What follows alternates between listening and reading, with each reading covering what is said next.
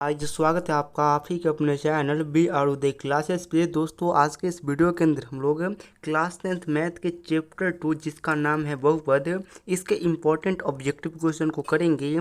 तो आज का ये वीडियो आपके लिए बहुत ही ज़्यादा खास होगा। वीडियो को आप लोग शुरू से लेकर के एंड तक देखते रहिएगा। चलिए क्वेश्चन लगाना शुरू करते हैं। देखिए पहला नंबर क्वेश्चन कह रहा है कि यदि बहुपद x square plus P x minus Q के शून्यक एक दूसरे के व्युत्क्रम हो तो क्यू का मान क्या होगा। तो देखो मैं आपको बता दूं कि द्विघात बहुपद के शून्य का अगर एक दूसरे के व्युत्क्रमानुपाती होते हैं तो जो सी का मान होता है वो एक के बराबर हो जाता है। और यहाँ पे सी के जगह पे क्यू दिया है, इसका मतलब क्यू का मान क्या हो जाएगा, तो एक हो जाएगा। तो इसका क्या हो जाएगा, इसका हो जाएगा बी राइट आंसर। अब देखिए अगले क्वेश्चन को, 2 नंबर जो क्वेश्चन है वो ये कह रहा है कि निम्न में से किस द्विघात बहुपद के शून्यकों का योग -3 तथा गुणनफल 2 है। तो देखिए अल्फा प्लस बीटा और अल्फा इंटू बीटा बराबर क्या होता है, -b/c होता है। और इस तरीके से अगर देखा जाए तो जो x square plus 3x plus 2 है, इसके शून्यकों का योग कितना होगा, -3 होगा। और शून्यकों का गुणनफल कितना होगा, 2 होगा। तो इस क्वेश्चन का क्या हो जाएगा, इस क्वेश्चन का हो जाएगा ए राइट आंसर। अगले क्वेश्चन को देखिए, अगला क्वेश्चन जो है वो ये कह रहा है कि यदि px बराबर x square minus 3x minus 4 हो तो px का एक शून्य क्या होगा। तो देखो यहाँ पे आपको इस बहुपद का एक शून्य बताना है। तो शून्य चेक करने के लिए आप लोग क्या करो, जो जो ऑप्शन दिया गया है उस ऑप्शन को x की जगह पे रख के देखो, अगर पूरा का मान 0 हो जाता है तो वही शून्य हो जाएगा। सबसे पहले अगर 2 को रखोगे तो 2 का स्क्वायर 4 हो जाएगा। उसके बाद 3 से गुना करोगे तो कितना हो जाएगा, 6 हो जाएगा, -6। और ये क्या हो जाएगा, ये हो जाएगा -4। तो ये तो मतलब 0 होने से रहा, तो इसको छोड़ो, इसको रख करके देखो। इसको रखोगे तो ये हो जाएगा 16। और उसके बाद अगर 3 से गुना करोगे तो हो जाएगा 12। और ये -4 का -4 रहेगा। अब ये दोनों आपस में जुड़ करके कितना हो जाएंगे, तो ये कुछ ऐसा हो जाएगा कि 16 -16। 16 में से 16 को घटाओगे तो 0 आंसर, यानी कि 4 जो है इसका क्या हो जाएगा, शून्य हो जाएगा। तो इसका क्या हो जाएगा, इसका हो जाएगा बी राइट आंसर। ठीक है, अगले क्वेश्चन को देखिए, 4 नंबर क्वेश्चन ये कह रहा है कि यदि बहुपद x square minus 9x plus A के मूलों का गुणनफल 8 है तो ए का मान क्या होगा। देखो मूलों का गुणनफल यानी कि अल्फा इंटू बीटा बराबर क्या होता है, तो अल्फा इंटू बीटा बराबर हमने पढ़ा है कि c/a कहता होता है। अब ए का मान कितना है, तो ए का मान तो यहाँ पे हमें बता दिया गया है कि 1 है। उसके बाद सी का मान क्या है, तो सी का मान ए है। तो ए बराबर, अब उसके बाद अगर यहाँ पे सी का मान, और सी का यहाँ पे आप लोग देख सकते हो गुणनफल दे दिया है कितना, 8 दे दिया है। इसका मतलब सिंपल से आप लोग याद रखिएगा कि ए बराबर क्या हो जाएगा, 8 हो जाएगा। तो इसका क्या हो जाएगा, सी राइट आंसर। अगला क्वेश्चन ये है कि द्विघात बहुपद x square plus 3x plus 2 के शून्य कौन कौन है। तो देखो यहाँ पे आपको शून्य निकालना है। तो इसका शून्य निकालने का ट्रिक मैंने आपको एक वीडियो में बता दिया है। तो अगर आपने वो वीडियो नहीं देखा है तो जाइए डिस्क्रिप्शन में, आपको वहाँ पे एक लिंक मिलेगा। उस वीडियो को देखने के बाद आप लोग किसी भी प्रकार के बहुपद का शून्य निकाल सकते हो। फिलहाल के लिए मैं आपको बता दूँ कि इस बहुपद का शून्य क्या होगा, तो -1 और -2 होगा। ठीक है, अगले क्वेश्चन को देखिए, अगला क्वेश्चन ये है कि यदि बहुपद px यानी कि x square minus 2x plus -6 के शून्य अल्फा और बीटा हो तो अल्फा इंटू बीटा का मान क्या होगा। देखो अल्फा इंटू बीटा बराबर क्या होता है, तो अल्फा इंटू बीटा बराबर हमने पढ़ रखा है कि c/a होता है। c का मान कितना है, तो c का मान -6 है और a का मान 1 है। इसका मतलब क्या हो जाएगा, ये सिंपल सा -6 हो जाएगा। तो अल्फा इंटू बीटा का मान क्या हो जाएगा, -6 हो जाएगा, जो कि ऑप्शन नंबर बी में है। तो इसका हो जाएगा option number B right answer. ठीक है, अगले क्वेश्चन 7 नंबर को देखिए। क्वेश्चन ये कह रहा है कि यदि बहुपद एक्स स्क्वायर प्लस ए एक्स माइनस बी के मूल बराबर हो परंतु विपरीत चिन्ह के हो तो ए का मान क्या होगा। तो देखो ऐसी स्थिति में भी ए का मान क्या हो जाएगा, 1 हो जाएगा। अगले क्वेश्चन को देखिए, अगला क्वेश्चन ये है कि यदि ये देखो 2 है, उसके बाद x है प्लस y है, और ये बराबर किसके है, x माइनस वाई के, और ये किसके बराबर है, तो ये रूट अंदर 8 के बराबर है। तो y का मान क्या होगा। तो यहाँ से अगर आप लोग y का मान निकालोगे तो याद रखना कितना हो जाएगा, 1/2 हो जाएगा। अगला क्वेश्चन देखिए, अगला क्वेश्चन ये कह रहा है कि यदि A x square plus B x plus C के मूल समान हो तो निम्नलिखित में से कौन सा सत्य है। तो देखो अगर मूल समान होगा तो क्या हो जाएगा, बी स्क्वायर माइनस 4ac जो है ये 4 के बराबर हो जाएगा। अब अगर इस बी को इधर भेजोगे तो ये कितना हो जाएगा, ये हो जाएगा कुछ ऐसे कि माइनस माइनस माइनस हो जाएगा बी, और इस माइनस से इस का बी कट जाएगा। तो ये कुछ ऐसे हो जाएगा कि 4ac बराबर क्या हो जाएगा, बी स्क्वायर हो जाएगा। तो देख लो कि 4ac कहाँ है, तो ये रहा 4ac, 1 मिनट, 4ac ये रहा और इसके बराबर बी स्क्वायर है। तो इसका क्या हो जाएगा, इसका हो जाएगा option number B right answer. अगला क्वेश्चन ये है कि बहुपद q का पावर कितना, y का पावर 3 है, उसका 2 माइनस y का स्क्वायर है, उसका रूट अंदर 3 है, उसका y है और इसका है। तो इसका घात पूछ रहा है। तो देखो x या फिर y का जो उच्चतम घात होता है उसे ही हम लोग क्या कहते हैं, बहुपद का घात कहते हैं। और यहाँ पे उसका उच्चतम घात कितना है, 3 है, तो इसका घात क्या हो जाएगा,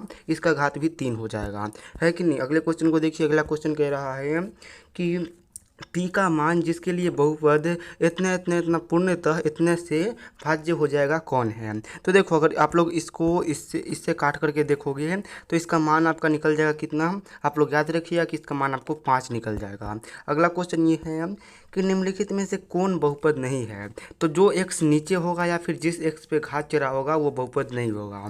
तो यहाँ पे आप लोग देख सकते हो कि ये x क्या है, नीचे है, इसलिए क्या हो जाएगा, तो ये बहुपद नहीं होगा। क्यों नहीं होगा, तो जब इस x को ऊपर करोगे तो x पे -1 का पावर आ जाएगा जो कि माइनस में है, तो इसलिए ये बहुपद नहीं होगा। अगला क्वेश्चन 13 नंबर जो है वो ये कह रहा है कि यदि ax square plus bx plus c plus d त्रिघात बहुपद का एक शून्यांक शून्य हो तो इनके दो अन्य शून्यांक का गुणनफल क्या होगा। तो देखो इसका आप लोग याद रखिएगा कि गुणनफल सिंपल सा कितना होता है, तो -by होता है। अगला क्वेश्चन ये है कि निम्नांकित में से कौन बहुपद नहीं है। तो अगर x के ऊपर रूट चढ़ा है या फिर x नीचे है तो ये बहुपद नहीं होगा। इसमें से आप लोग देख लो। और उसके ये देखो ये बहुपद नहीं है क्योंकि x का जो घात है ये क्या है, भिन्न में है, और अगर x का घात भिन्न में होगा तो ये बहुपद नहीं होगा। बाकी ये भी बहुपद है, ये भी बहुपद है, ये भी है, लेकिन ऑप्शन नंबर सी क्या है, बहुपद नहीं है, तो इसका सी राइट आंसर होगा। अगला क्वेश्चन ये है कि रैखिक समीकरण का घात कितना होता है।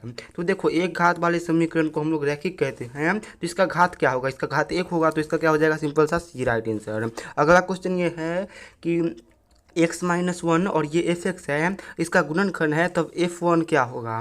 तो आप लोग देखो अगर f1 निकालोगे, a का मान निकालोगे तो ये आपका क्या निकल जाएगा, ये आपका सिंपल सा निकल जाएगा ऑप्शन नंबर ए यानी कि 0। अगला क्वेश्चन देख लो। अगला क्वेश्चन जो है वो ये कह रहा है कि निम्नलिखित में से कौन बहुपद है। तो देखो यहाँ पे x चढ़ा है रूट पे, तो ये बहुपद नहीं होगा। बाकी अगर इसके देखोगे तो इसका जो घात है यहाँ पे ये गड़बड़ा गया है, तो ये भी बहुपद नहीं होगा।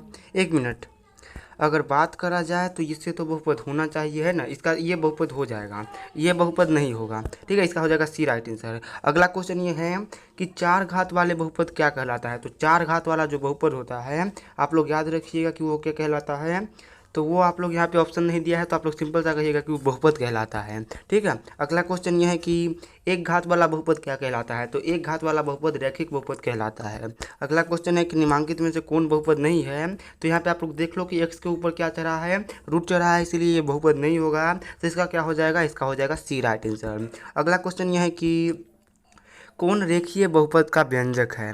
तो काफ़ी अच्छा क्वेश्चन है, और आप सभी लोग याद रखिएगा कि रेखीय बहुपद क्या होता है, तो जिसका घात 1 होता है। तो यहाँ पे आप लोग देख लो इसका घात 1 है, यानी कि तो ये क्या हो जाएगा, रेखीय बहुपद का व्यंजक हो जाएगा।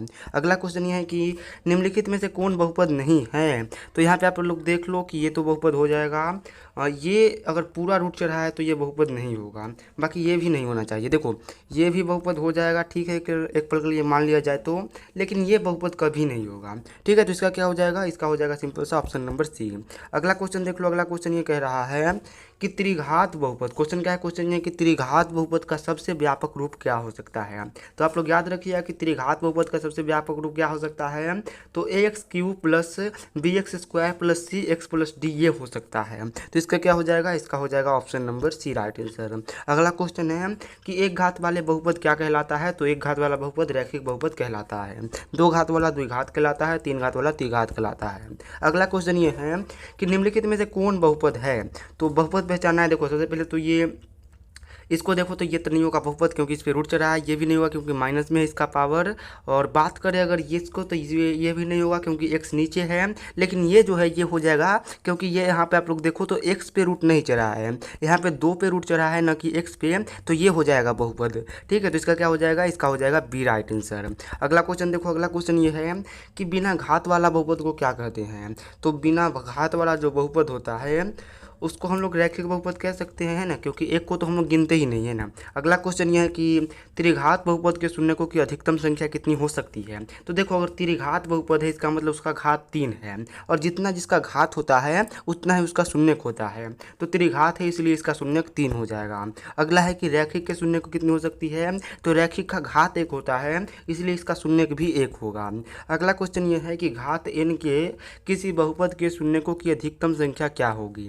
तो अगर घात n है तो उसका जो अधिकतम संख्या होगा वो n ही होगा, मतलब जितना उसका घात रहे वो होगा। अगर घात m दे दे तो शून्य की संख्या भी m ही होगा, आप लोग याद रखिएगा।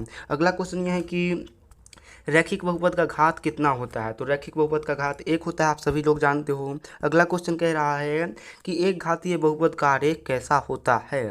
तो एक घातीय बहुपद का आरेख आप लोग याद रखिएगा सरल होता है, और पूछेगा कि द्विघात बहुपद का आरेख कैसा होता है, तो आप लोग कहिए कि वक्रीय होता है। अगला क्वेश्चन है कि एक्स स्क्वायर माइनस 5 के शून्य कौन है। तो देखो यहाँ पे ये 5 है ना, इसको 5 को आप लोग को पकड़ लेना है। अब इस पर एक बार रूट चढ़ा देना है, एक बार इस रूट को प्लस कर देना है, और एक बार इस रूट को माइनस कर देना है, आपका आंसर निकल जाएगा। देखो ऐसा आंसर कहाँ पे है, तो ऑप्शन नंबर डी में है। तो इसका क्या हो जाएगा, ऑप्शन नंबर डी, रूट अंदर +5 रूट अंदर -5। इसको मैंने कई बार बता रखा है। अगला क्वेश्चन है कि 3x स्क्वायर माइनस 12 के शून्य कौन कौन हैं। तो देखो 12 को अगर इस साइड भेजोगे तो देखो मैं यहाँ पे सॉल्व करके बताता हूँ।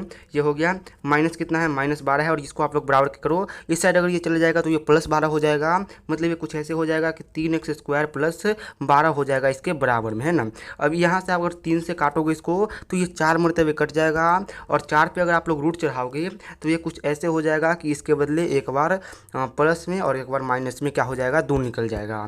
तो ये रहा +-2, यही इसका आंसर हो जाएगा, option number A right answer. अगला क्वेश्चन है कि बहुपद एक्स स्क्वायर माइनस 3 के शून्य। देखो 3 को पकड़ो, 3 को पकड़ लिया, एक बार रूट, इसको 2 बार रूट में चढ़ाओ, एक रूट को प्लस कर दो, एक रूट को माइनस कर दो, जो कि ऑप्शन नंबर बी में है। तो ऑप्शन नंबर इसका बी राइट आंसर होगा। देखो यहाँ पे करना क्या है, इसको पकड़ लेना है, यहाँ पे जो भी संख्या रहेगा इस पर रूट चढ़ाना है, एक बार रूट को प्लस कर देना है, एक बार उसको माइनस कर देना है, आपका आंसर आ जाएगा।